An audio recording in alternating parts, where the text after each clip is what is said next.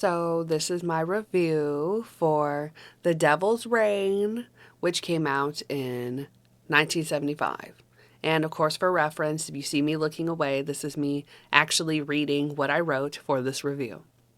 Okay, so The Devil's Reign is actually an interesting movie that I read about in books concerning Anton LaVey. I know that he had some technical input with the satanic aspect of the movie, but I had no idea what the movie itself was about. I was able to watch it for free. I started to watch it on Tubi, but I ended up finishing it on Pluto for free. I kind of just prefer Pluto in general, but Tubi was like having these problems and it didn't want to load and yada yada yada. Anyway, I preferred the subtitles that were on Pluto because Tubi makes them too big. Anyway. So the movie starts nearly immediately, which I actually like. You're thrown into the action almost at once, which was a nice change of pace from your typical slow moving plot wagons other films during this time period would pull. We start out with a huge rain that is pouring over the house of William Shatner and his mother, who is waiting for Shatner's father to come home. When he shows up, Mr. Preston is disgusting and like this gross, waxy looking freak, and he tells his family to bring Corbus, the book. So William Shatner plays this character called Mark Preston, who goes out to this abandoned town of Redstone to confront the character Corbus, taking a super mega sized cross necklace given to him by his mother. When Mark gets to the town, he's immediately greeted by Corbus, and they go into the church, which turns out to be a satanic place of worship. Immediately, I could see how much Anton LaVey was consulted for the making of the film. It's clear to me from all of the decorations and designs, the things that they asked Anton what would have made it authentic. It's very clear. Though it's not blatantly said, you see things that have been written about in Anton's book and various pieces of Church of Satan literature, such as the trapezoid, which Anton was so fond of. When William Shatner is being sacrificed, you see the pentagram marked on his chest. Here, let me do that. Like on his chest, inside of a trapezoid. There are various other nods towards the beliefs of the Church of Satan, such as the altar where Tom's wife reads the banner incorrectly. She says, oh my God, she says, Reggae Satanas. Surely, I'm pretty sure it's just Reggae Satanas. Reggae Satanus. Reggae Satanas. Anyway, so when Mark Preston first enters the Satanic Church, you see actually a pentagram inside of a trapezoid. So when Mark Preston, William Shatner, enters the church, there's a shot of an organ from a bird's eye view. And I never saw anything about this. I tried to find this when I read about it online, but I wondered if the person playing the organ was Anton LaVey. Because when he was alive, Anton LaVey actually played the instrument. Now, Anton is actually seen later in the film with like one line only during the time that Shatner's character is being sacrificed.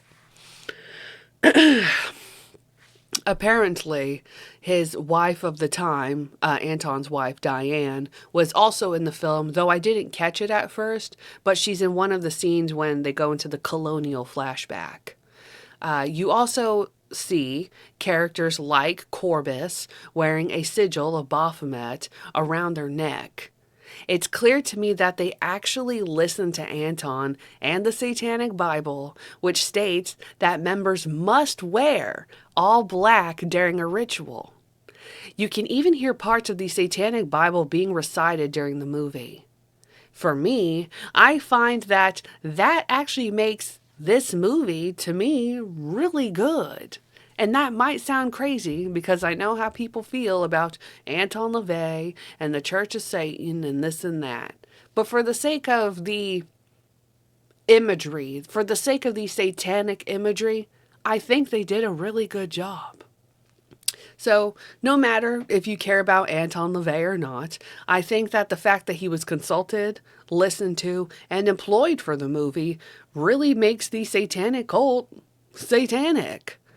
In comparison to the other movies that stereotype the satanic villain, I have to give credit to Robert Fuest for actually employing the techniques that an actual satanic group abides by.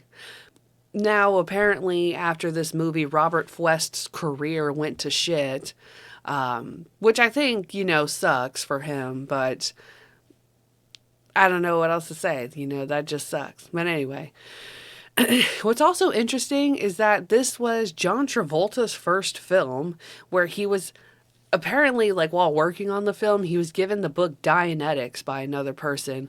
And this is the time period that he got into Scientology. So, talk about cult, right? Anyway, I'm surprised that the reception to the film was bad. I guess to the average person, The Devil's Reign isn't a good movie. Potentially maybe too satanic, actually. It stated in one of the opening film credits that they consulted Anton LaVey, so it might have rubbed people the wrong way from that point alone. I'm not really sure. I do think, though, there are legitimate reasons not to like the film, or at least parts of it. Though I couldn't find too many reviews about the movie in the newspaper archives, and by that I mean within the first year or two, 1975, 1976. The few reviews I did see commented about the gross melting parts that were at the end of the movie, which I think is totally justified. The end of the movie has all of the satanic worshipers melting, and it's this it melty wax slime, and it goes on, I think, a little bit too long, to tell you the truth. And unfortunately, I was trying to eat a fucking sandwich while watching that part of the movie, and I was like, oh, I'm so grossed out. I'm so grossed out by that. It was pretty hard to watch while eating. But anyway, coming from 2026, I didn't know how the movie was advertised, of course, until I looked at the news archives. So apparently, The Devil's Reign was marketed as having an incredible ending, which, if you saw that in the news and then you watched the movie, you would understandably be disappointed, I think. The ending to the movie isn't incredible, honestly. It doesn't really explain much. The story itself isn't bad, in my opinion. I found it intriguing and entertainingly esoteric.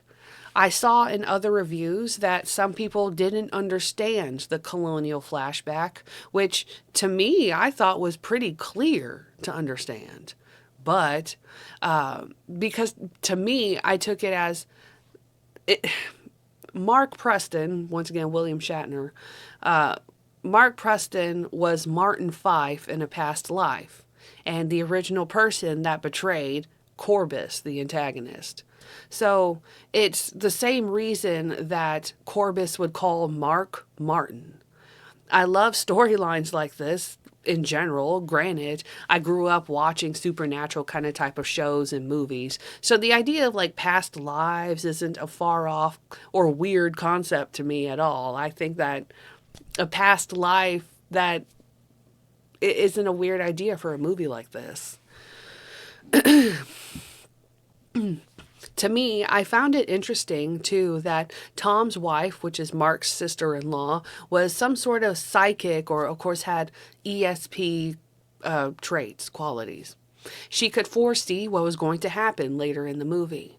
And interesting as this was, I was a little bummed at first that they had initially spoiled parts of the movie, or so I thought, right?